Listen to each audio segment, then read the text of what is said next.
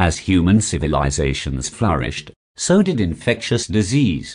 Large numbers of people living in close proximity to each other and to animals, often with poor sanitation and nutrition, provided fertile breeding grounds for disease.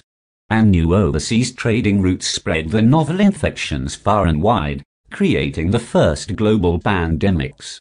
Here's how 5 of the world's worst pandemics finally ended. Number 5.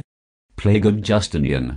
3 of the deadliest pandemics in recorded history were caused by a single bacterium, Yersinia pestis, a fatal infection otherwise known as the plague. The plague of Justinian arrived in Constantinople, the capital of the Byzantine Empire, in 541 CE. It was carried over the Mediterranean Sea from Egypt, a recently conquered land paying tribute to Emperor Justinian in grain. Plague-ridden fleas hitched a ride on the black rats that snacked on the grain.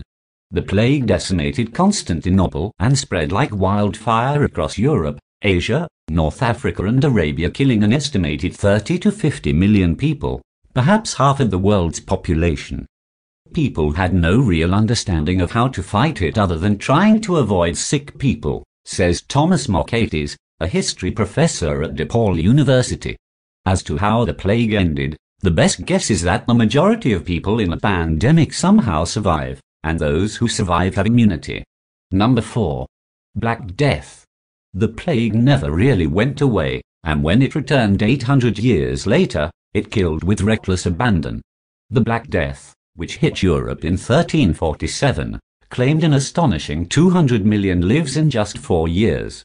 As for how to stop the disease, people still had no scientific understanding of contagion, says Mockaitis, but they knew that it had something to do with proximity. That's why forward-thinking officials in the Venetian-controlled port city of Rags decided to keep newly arrived sailors in isolation until they could prove they weren't sick. At first, sailors were held on their ships for 30 days, which became known in Venetian law as a Trentino. As time went on, the Venetians increased the forced isolation to 40 days or a quarantino, the origin of the word quarantine and the start of its practice in the Western world. Number 3. The Great Plague of London. London never really caught a break after the Black Death. The plague resurfaced roughly every 10 years from 1348 to 1665, 40 outbreaks in just over 300 years. And with each new plague epidemic, 20% of the men, women and children living in the British capital were killed. By the early 1500s, England imposed the first laws to separate and isolate the sick. Homes stricken by plague were marked with a bale of hay strung to a pole outside. If you had infected family members, you had to carry a white pole when you went out in public. Cats and dogs were believed to carry the disease, so there was a wholesale massacre of hundreds of thousands of animals. The Great Plague of 1665 was the last and one of the worst of the centuries-long outbreaks, killing 100,000 Londoners in just 7 months. All public entertainment was banned and victims were forcibly shut into their homes to prevent the spread of the disease. Red crosses were painted on their doors along with a plea for forgiveness, "Lord, have mercy upon us."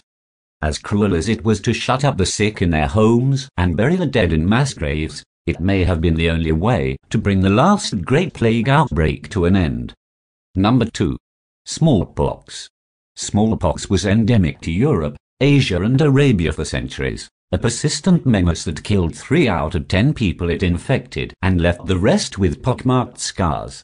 But the death rate in the Old World paled in comparison to the devastation wrought on native populations in the New World when the smallpox virus arrived in the 15th century with the first European explorers. The indigenous peoples of modern-day Mexico and the United States had zero natural immunity to smallpox, and the virus cut them down by the tens of millions. There hasn't been a kill-off in human history to match what happened in the Americas. 90 to 95% of the indigenous population wiped out over a century, says Mockaitis. Mexico goes from 11 million people pre-conquest to 1 million. Centuries later, smallpox became the first virus epidemic to be ended by a vaccine. In the late 18th century, A British doctor named Edward Jenner discovered that milkmaids infected with a mild virus called cowpox seemed immune to smallpox. Jenner famously inoculated his gardener's 8-year-old son with cowpox and then exposed him to the smallpox virus with no ill effect. The annihilation of the smallpox, the most dreadful scourge of the human species, must be the final result of this practice, wrote Jenner in 1801. And he was right. It took nearly 2 more centuries, but in 1980 the World Health Organization announced that smallpox had been completely eradicated from the face of the earth. Number 1. Cholera. In the early to mid-19th century, cholera tore through England, killing tens of thousands. The prevailing scientific theory of the day said that the disease was spread by foul air known as a miasma.